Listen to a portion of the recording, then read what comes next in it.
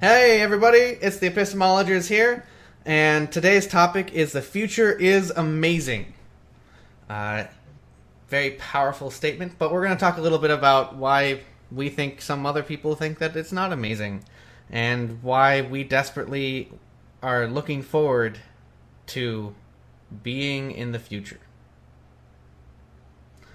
Yeah, well, why don't we tell the story about that Oh, let's start off researcher with we the met? pessimism. All right. So, a while ago, we were having lunch, and we were greeted by I think he is a medical researcher or like a doctor. I think, yeah. Didn't he have guinea pigs? I don't know. Like, I Yeah, think it's someone, crazy. I think he said, yeah, I don't know. Whatever. And so I don't even. He kind of approached us. We weren't really looking for a conversation, but he approached us and You know said, what it was? "Oh, You know what I said that no, caused him to approach me? I basically just said that uh, problems are inevitable, but each one is solvable with the right knowledge. right, And that's a deeply optimistic and rational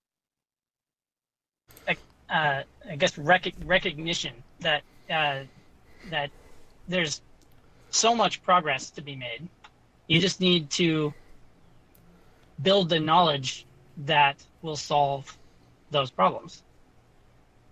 So each bit of knowledge you might have mistakes, and that brings problems, and that is yet another problem to so solve in the same way. so he heard that, and I don't think he heard the whole thing. You just said every problem is solvable, and I believe he took that to mean every problem is solvable, and we can all solve all the problems, which is both true. I mean, anyway, so he got upset, and he was saying, well, there are things like diseases that we if they mutated, we could never solve.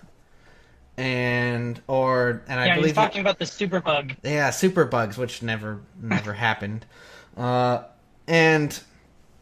and so he's super concerned about these superbugs, and he knows that we're all gonna die in, I don't know, 5 years or something from superbug mutation.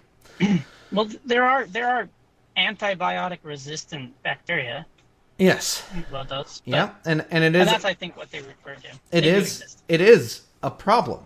It certainly is a problem, and it certainly I believe even at that time and even today we still have problems with antibacterial resistant bacteria, and so it's funny that even today we can have this problem, but we always constantly solve for the problem. It becomes a higher priority when its time is here. When we need to solve the problem, humans seem to do a very good job of finding solutions to problems. Maybe Yep. not the best solutions, but we find solutions to problems. Well, we kind of get the gist of how that's done in some ways. Science, the community, does a pretty good job of approximating it. I think they get a lot of things wrong with the philosophy Sure. of it, but they can kind of approximate it using the tried and true methods. Well, and I think that one of the other reasons to be optimistic is that the scientific community is going to be, I think, is going to go through a renaissance, is going to have a greater understanding of what knowledge is, and going to be able to utilize that to accelerate the rate of progress. And it's interesting today. If you ask a lot of scientists, a good portion of them will probably say that they do not like philosophy, that they rather dislike philosophy, and they don't like any of the, they'll say I don't care. At best I'm a utilitarian, and they probably won't even say at best I'm a utilitarian because they don't know what a utilitarian is. And I'm not saying that's bad. They're using their own definition of what a utilitarian or a materialist is. And so I've heard, can I say I've heard these science majors who are required to take philosophy of science classes yeah, in college, they go into the philosophy classes almost belligerently. They don't have time for it. Right. They a lot of it comes from foundationalism, Right. where it stems from evidence-based reasoning and doing that kind of thing, but it traps you in a bubble that they only have time for anything that was derived from evidence. Everything else is meaningless or bunk or whatever, or at least not worth thinking about. If it's not based in evidence, why should we pay attention to it? The foundationalist will think. Even though a lot of their foundation must be built on some form of philosophy or some form of abstracted worldview. A system. They must have a system. And they spend no time thinking about what that system is and end up with foundationalism. But it's ironic because they wind up in a philosophy of science classes, which is there to have them question these things. Yes. And they just don't. They're a horse that doesn't want to drink the water. Hmm. So, and I think this one researcher, yeah, was one of these guys, and they're overwhelmed with the problems that society faces. Oh yeah.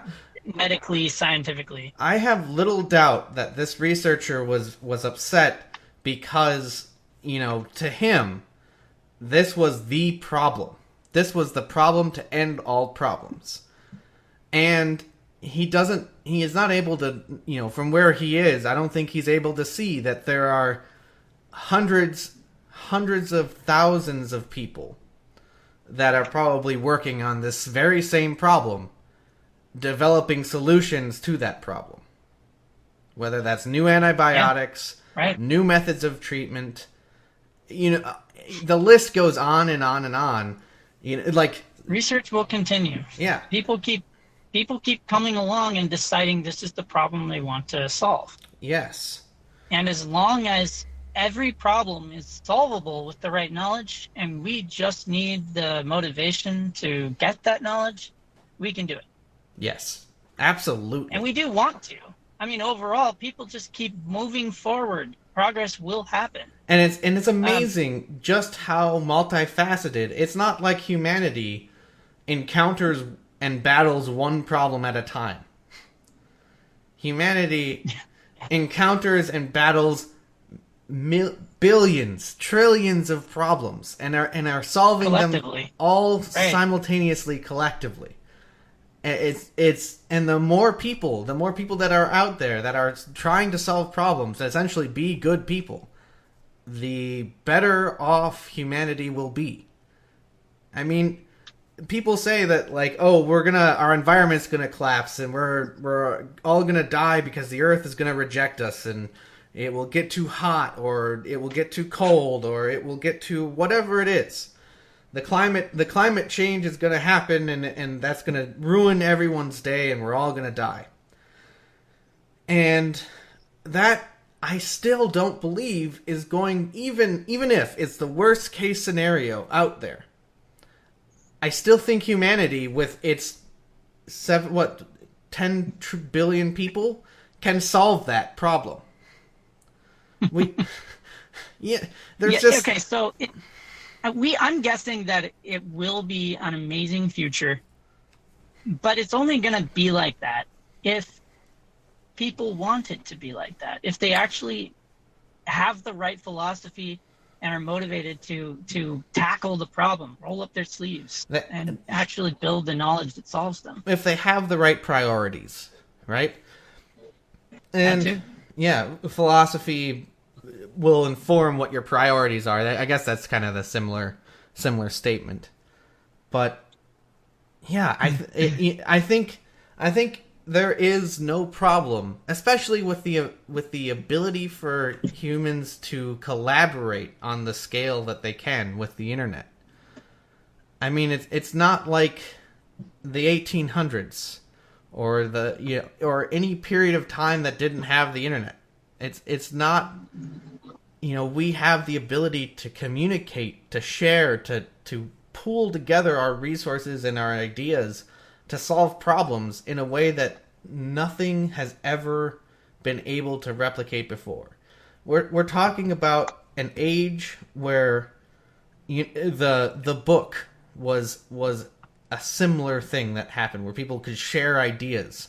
The printing press, share ideas without anything, but still, you needed to teach people how to read. You needed to teach people, a variety of things, and then you needed to find a way to distribute that across many, many nations. So, and through some sort of hard, copy paper or something, right? And that would be the way that people spread information. And still, we had a technological revolution that is unrivaled. I mean, it's just it was just crazy to go from before the printing press to after the printing press, after it kicked into gear. It took a couple, maybe 100 or 200 years, but it really kicked off. And man, and I don't think it will take that long to see the effects of what the internet will do. We're just at its infancy. Right? It's been, what, 20 years since it's gotten somewhat popular, maybe? Yeah. What gets me is that researcher was actually angry that we weren't scared. Yes. It's almost like, you don't even know. You don't even know what how happened. Doomed we are. We're just going to die. You should be scared. Yeah. There are threats, right? I'm not saying there are not. Right. But I'm just saying every single threat, the only thing stopping us is we run out of time. Yes. Like we're trying to build knowledge through basically conjecture and criticism, as Karl Popper would put it. Right. So this is trial and error correction, basically. Yes. And we have to iterate like that. We don't really know, right? You don't know until you build the knowledge.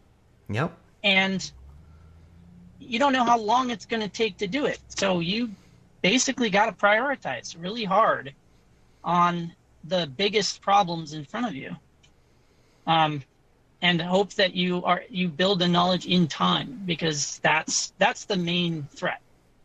But it's not that we can't build the knowledge. The knowledge can be built for every single problem. Yes. Yeah, there are solutions. That's why the future is going to be amazing. Yeah, there are solutions to problems that, of course, we don't even know yet. I mean, we have developed solutions to problems that would astound, like gene therapy. That was something that was inconceivable. It was inconceivable. People wouldn't even be able to begin. The CRISPR gene editing technique. Yes. Right? It's just amazing stuff. Amazing. And more will come. And it's gonna get faster, I think. I think that's the real thing, definitely. Is that people, because of the internet and because people are exchanging ways, there are some things that are hanging up that are keeping from the real growth of technology from happening in the scientific field, I think. And I think that's in part because there's like academic journals, right? In order to see an academic... Centralized publishing. Yeah, centralized publishing. Why? Yeah. Why? It's there to reject articles, basically. Right. It's to reject articles more than it is to make access to good articles. Oh, and it's also there to prevent anyone from looking at those articles. Those are for the privileged elite scientists who can actually understand them. I might not be able to understand a scientific article, but I would certainly like to see it. Maybe I can glean some information from it. Maybe I'll have the wrong impression. With time, you can understand it. Yeah. So release that to the public. You can pay for these things, but this is not the system that we should have. Well, if you want to progress knowledge, if the priority, and we think it is, the priority is to unleash the ability for humanity to progress knowledge as fast as possible. And if that's the goal, and there's really no upper bound to the rate. Right. There's no upper bound to the rate. The laws of physics don't prevent or block that that rate of progress at all. It doesn't stop it. It's as fast as we want it to be. We could have the ability to traverse the stars tomorrow if we just had the right knowledge. If we knew how to traverse the stars. That knowledge could land any day. Yes. For all we know. Yep. So it's important to unleash the ability for people to solve problems and to share the solution to problems. One of the things that is very notable in humans is that we're one of the few species on Earth that will share solutions to problems, where we'll talk and teach each other what the solution to a problem is. It happens. I think it happens in other animals, but it's not quite as prevalent, obviously. And that is how we progress to this point.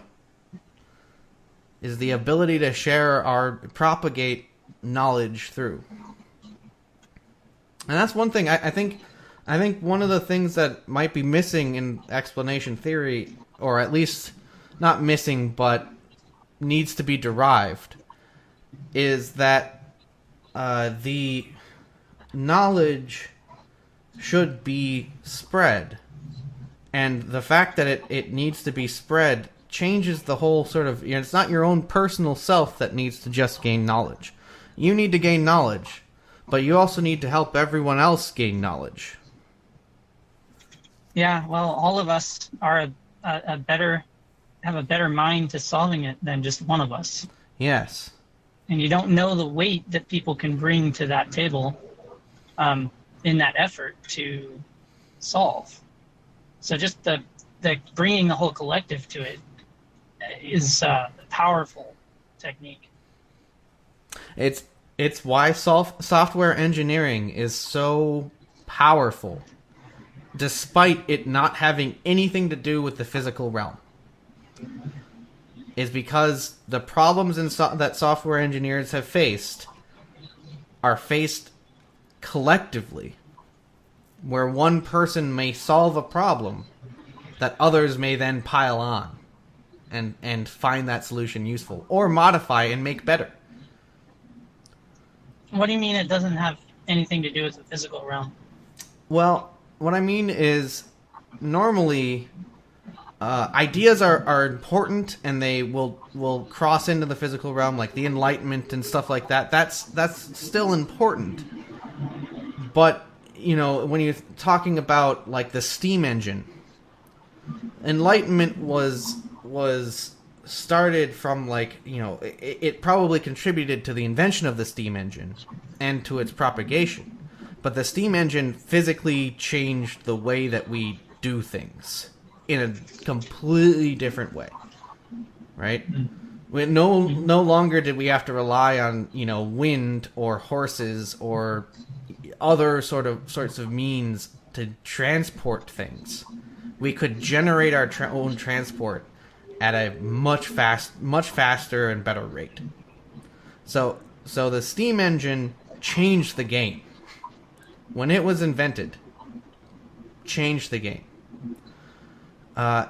Ideas are sort of the seed, the starting point, I think, of these game changers that happen in the physical realm. And so that's what I mean. They're not materially changing the way that we do things any more than an idea will change the way you do things.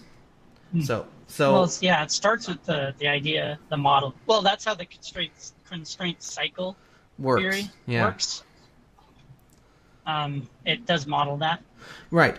So I think I see what you mean. Right. And so I think, like, if we had if flying cars became readily available today, it would change the way that I do a lot of things. I'd move to the country. I wouldn't live in the city. Right. And I'd have my little flying car port, and zoom I go into my daily commute, which is now 10 minutes instead of 20 in the city. It's 10 minutes from 20 miles out in the country, or whatever the hell. Yeah. So what's really interesting is that if something isn't prevented by or prohibited by it, the laws of physics, we can cause it to happen intentionally with the right knowledge. Yes. So if there's a wormhole out there somewhere, that means we can cause a wormhole to exist. Yeah. If there is a, you can think of we can make the sun. Like if a human body exists, Yep. Or anything else of any complexity, you can basically materialize it with the right knowledge in some way. Now, I know we have reproduction and all that, so that makes it convenient. Yeah. But, I mean, through actual knowledge on how to do it, like in our heads, knowledge. Right now, it's just genetic information. Yeah. As far as I know. So, but we can build the knowledge to reproduce any kind of object with engineering techniques. And so that's an amazing aspect of what the future will bring if we so wanted to. I think we do. I think so. That's why I expect it to be amazing. I'm really hoping that it comes about soon. I'm looking forward to it. I want to see it with my own eyes. You know, it's frustrating to know that it'll be iterative. Yeah, I know. It's frustrating to know that it feels like these things are so close and yet they're so far away. But anyway, I suppose. Yeah, I think that's about it. That's about it. It's been a pleasure. You guys should definitely comment and then like and subscribe, I guess. I don't really know if you need to like, but subscribe is definitely you can do whatever you want. We cherish every single one of our subscribers. You guys are all amazing. Just like the future. Just like the future. All right, peace out.